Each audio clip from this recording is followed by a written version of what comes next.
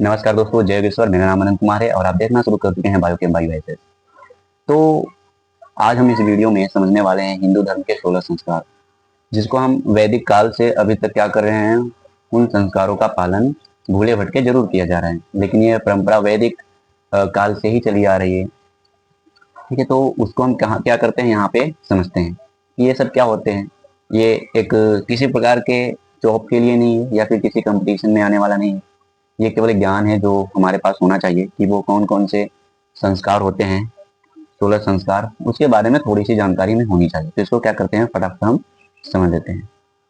हिंदू धर्म में ये संस्कार गर्भावस्था से लेकर मृत्यु तक किया जाता है, और यह संस्कार इसलिए किया जाता है ताकि किसी भी मनुष्य को पवित्र और धार्मिक बनाया जा सके मेन रूप से।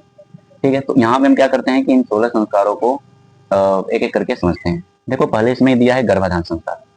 गर्भाधान संस्कार गर्भधारण के समय किया जाता है, जिसमें स्वस्थ और बूढ़ी संतान की कामना की जाती है। जब कोई भी महिला गर्भस्थ होती है तो यह संस्कार उस समय किया जाता है ताकि जो उसके अंदर कोई शिशु जन्म ले रहा है या मतलब शिशु है जिसका विकास होने वाला है उसके गर्भ में, तो उसको एक मतलब एक बूढ़ी संतान हो, स्वस्थ हो और बूढ़ी संतान हो, इसलिए वो संस्कार किए जाते हैं। दूसरा है हमारा पुंसवन संस्कार। पुंसवन संस्कार का इसमें बताया गया कि यह तीसरे गर्भ के तीसरे और चौथे महीने में किया जाता है, जिसमें पुत्र प्राप्ति की कामना की जाती है। देखो, इसमें लिखा है जिसमें पुत्र प्राप्ति की कामना की जाती है, मुझे थोड़ा सही नहीं लगा, क्योंकि बिना महिलाओं के ये संस्कार चलेगा ही नहीं। ठीक है, तो यहाँ पे ऐसा नहीं होना चाहिए किसी विशेष लिंग को ही हम चाहें, तो यहाँ पर दोनों जरूरी हैं, पुत्र और पुत्री, मतलब केवल एक अच्छी संतान की कामना की जानी चाहिए। तीसरा है सीमंतोनयन संस्कार। सीमंतोनयन संस्कार में क्या होता है कि यह गर्भ के 7वें 8वें महीने में किया जाता है, जिसमें गर्भवती महिला के बालों को सजाया जाता है और उसकी सेहत और सुरक्षा की कामना की जाती है। यानी अगर कोई महिला गर्भस्थ है और उसके सेहत और सुरक्षा की कामना की जाएगी, तो उसमें जो बच्चा पल रहा है, उसके गर्भ में जो बच्चा पल रहा है, वो भी एक स्वस्थ संतान के रूप में जन्म लेगी। चौथा है हमारा जात कर्म संस्कार। जात कर्म संस्कार बच्चे के जन्म के समय किया जाता है, जिसमें बच्चे का स्वागत किया जाता है और उसकी सेहत और सुरक्षा की कामना की जाती है। तो ये जात कर्म संस्कार है।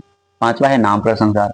नामकरण संस्कार में क्या होता है कि ये बच्चे के जन्म के बाद किया जाता है। इसमें बच्चे का नाम रखा जाता है और उसकी एक पहचान बनाई जाती है। ठीक है, बिना नाम का अगर मतलब ऐसा कौन है जिसका कोई नाम ही नहीं है, तो नाम तो होना जरूरी ना, वो पहचान कार्य करता है कि आप आज जिसको भी महापुरुष को जानते हैं, महात्मा गांधी जी को जानते हैं, अगर उनका कोई नाम ना होता तो क्या करते हैं उनको। कोई था जो सत्य अहिंसा के बल पे देश को आजाद करवाया, मतलब केवल वही नहीं, बहुत सारे भी थे, भगत सिंह, सुभाष चंद्र बोस, ये भी थे, तो उनका नाम है ना, तभी तो उनकी पहचान अभी कायम है।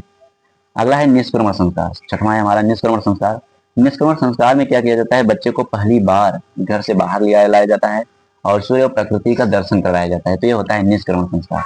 ये अच्छा लग रहा है संस्कार। संस्कार मतलब जो उठाया जाता हो। अन्नप्राशन संस्कार का मतलब क्या होता है, अन्नप्राशन संस्कार बच्चे को पहली बार ठोस भोजन कराने के समय किया जाता है। आप सोच सकते हैं कि जब बच्चा जन्म लेता है तो उसके पास दांत नहीं होते हैं, तो उसको केवल विलेन वाला भोजन ही चाहिए, जैसे कि दूध और पानी भी पिलाया जाता है। पहले दूध ही पिलाया जाता है तो ताकि आसानी से पच जाए, कि धीरे धीरे 6 महीने या 7 महीने 1 साल में फिर उसका दांत जब निकल आता है तो उसको थोड़ा सा हम क्या करते हैं, ठोस भोजन यानी चावल ये सब थोड़ा सा खिलाने की कोशिश को करते हैं। ये होता है। और इस समय क्या होता है कि बच्चे के स्वास्थ्य विकास की कामना की जाती है, ठोस भोजन से जो उसको भोजन पोषक भोजन मिल रहा है। चूड़ा कर्म संस्कार में क्या कहा जाता है, ये चूड़ा कर्म संस्कार को हम मुंडन संस्कार भी कहते हैं। आपने सभी ने देखा होगा कि बच्चे का 1-2 साल के अंदर क्या किया जाता है, मुंडन जरूर करवाया जाता है, जहाँ पे उनके माता पिता ने उनको मान के रखा होता है, जिसमें बच्चे के स्वास्थ्य और पवित्रता की कामना की जाती है। उपनयन संस्कार। देखो, उपनयन संस्कार बहुत बड़ा है। बच्चा जब 3 साल 4 साल का हो जाता है तो उसे पढ़ने के लिए गुरु के पास भेजा जाता है। तो उपनयन संस्कार बच्चे को वेदों और शिक्षा की शुरुआत के समय किया जाता है, जिसमें बच्चे को यज्ञोपवीत पहनाया जाता है और उसे शिक्षा के पथ पर आगे बढ़ने की प्रेरणा दी जाती है। आपने जनेऊ को नाम सुना होगा ना, जनेऊ, उसी को यज्ञोपवीत कहते हैं। ठीक है, जनेऊ में 3 धागे होते हैं। अगर आपको नहीं पता है तो आप जिसको जनेऊ धारण करते हैं उनसे पूछ सकते हैं कि उसमें 3 धागे होते हैं, जिसमें एक ब्रह्मा विष्णु और महेश के लिए वो किया जाता है। 10वां है हमारा वेदारंभ संस्कार। उपनयन संस्कार के बाद मतलब बच्चे को शिक्षा के लिए तैयार किया जाता है। और 10वां है वेदारंभ संस्कार। वेदारंभ संस्कार बच्चे के वेदों और शास्त्रों की शिक्षा शुरू करने के समय किया जाता है, जिसमें बच्चे को ज्ञान और विद्या की प्राप्ति के लिए प्रेरित किया जाता है। ठीक है, यानी ज्ञान और विद्या की प्राप्ति के लिए उसको क्या किया जाता है, प्रेरित किया जाता है। केशांत संस्कार की बात करेंगे तो केशांत संस्कार युवावस्था में बालों को कटवाने के समय किया जाता है। आपने देखा होगा कि जो गुरुकुल में पढ़ाई करते थे बच्चों का मुंडन करवाए, वही केशांत संस्कार कराया जाता है। तो उसमें उसमें क्या कहते हैं, उनके बालों को कटवाया जाता है, जिसमें युवक की पवित्रता और स्वास्थ्य की कामना की जाती है। 12वां समझते हैं समावर्तन संस्कार। समावर्तन संस्कार शिक्षा पूर्ण होने के बाद किया जाता है। जब शिक्षा पूरी तरीके से पूर्ण हो जाती है और उसको गृहस्थ जीवन में भेजा जाता है, तो उस समय किया जाता है समावर्तन संस्कार। फिर जब गृहस्थ आश्रम में जाना है तो उसको विवाह करना जरूरी है, तो उसके बाद आता है हमारा विवाह संस्कार। विवाह संस्कार दो व्यक्तियों के जीवन को एक साथ जोड़ने के लिए किया जाता है, जिसमें उनकी प्रेम और प्रतिबद्धता की पुष्टि की जाती है। तो ये विवाह संस्कार आ जाता है, जिसमें वो पवित्र बंधन में बंध जाते हैं।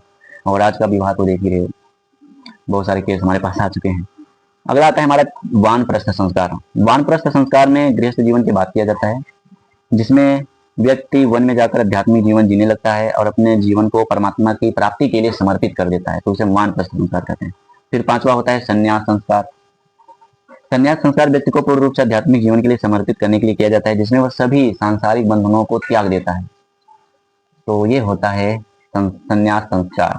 फिर उसके बाद जब पूरे बंधनों को तोड़ देता है, फिर वो वृद्ध हो जाता है, उसकी मृत्यु हो जाती है, तो मृत्यु के बाद उसका अंतिम संस्कार किया जाता है, जिसको कहते हैं अंत्येष्टि संस्कार या अंतिम संस्कार।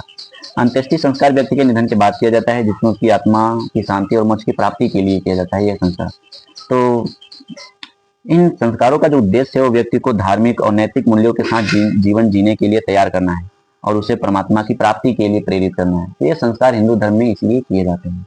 अब इसका कितना लाभ है या लाभ है कि नहीं, लेकिन सुन के हमको बहुत अच्छा लगता है कि प्रत्येक चरण में मनुष्य को पवित्र और धार्मिक बनाने के लिए ये संस्कार किए जाते हैं। 16 संस्कार किए जाते हैं। इनका नाम तो पता ही होना चाहिए, इसके साथ साथ इनके को मतलब क्या होते हैं ये तो पता होना चाहिए। तो इसी के साथ हम क्या करते हैं अपने फिर आपको मिलते हैं एक नए लेक्चर में एक नए ज्ञान के साथ। धन्यवाद।